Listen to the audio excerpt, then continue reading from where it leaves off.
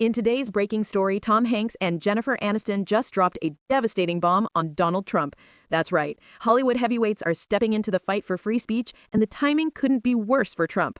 Let's start with the bigger issue that set this firestorm in motion. This is about as straightforward as it gets. Look, we try to not overuse this unprecedented word. This is truly unprecedented. Never before have we had a president overtly and publicly instructing his attorney general, I need you to indict my political enemies.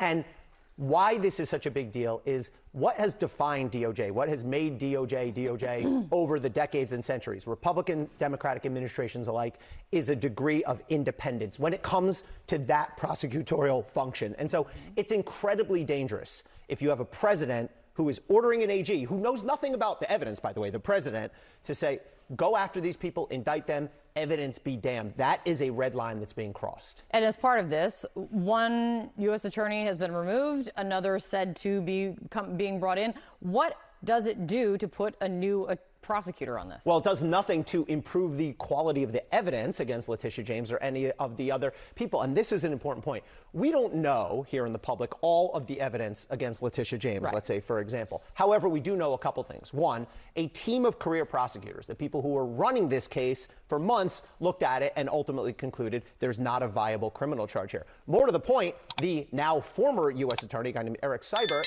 he was against charging it. And you know how he got that job in the first place? Trump appointed him. And then finally, Todd Blanche, the deputy U.S. attorney, deputy attorney general for the United States, who used to represent Donald Trump in his criminal cases and is very much shown himself to be a Trump loyalist. He too, according to the reporting, pushed back on this and said this is not a viable criminal charge. I think we can draw a lesson from that. That clip makes clear Trump is blurring the line between justice and political vendetta.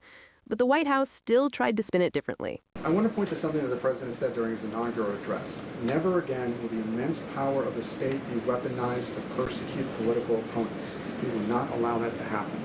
Is the president going back on his promise?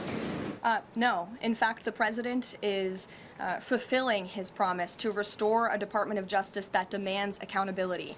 And it is not weaponizing the Department of Justice to demand accountability for those who weaponized the Department of Justice. And nobody knows what that looks like more than President Trump. We are not going to tolerate gaslighting from anyone in the media or from anyone on the other side who is trying to say that it's the president who is weaponizing the DOJ. It was Joe Biden. So first, Trump leans on DOJ to pursue enemies. Then his team calls it accountability. But now a cultural backlash is blowing this open. Tom Hanks and Jennifer Aniston, along with hundreds of stars, just signed an unprecedented open letter condemning Trump. Hollywood is calling it the Kimmel Bomb. It started when Jimmy Kimmel was abruptly pulled off the air after mocking the administration. Reports say federal officials threatened ABC with retaliation. That is censorship, plain and simple. The ACLU stepped in, organizing one of the largest artistic protests in years. The letter reads like a warning shot. If it happens to one of us, it happens to all of us. The list of signers is staggering, from Meryl Streep to Robert De Niro, Bryan Cranston, Selena Gomez, and Florence Pugh.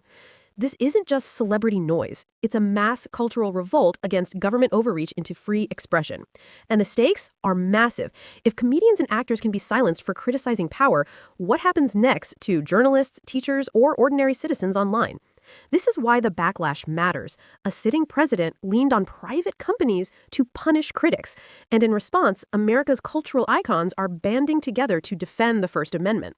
The showdown is clear. Trump's war on dissent versus a united front demanding free speech. The question is whether the public will stand with them.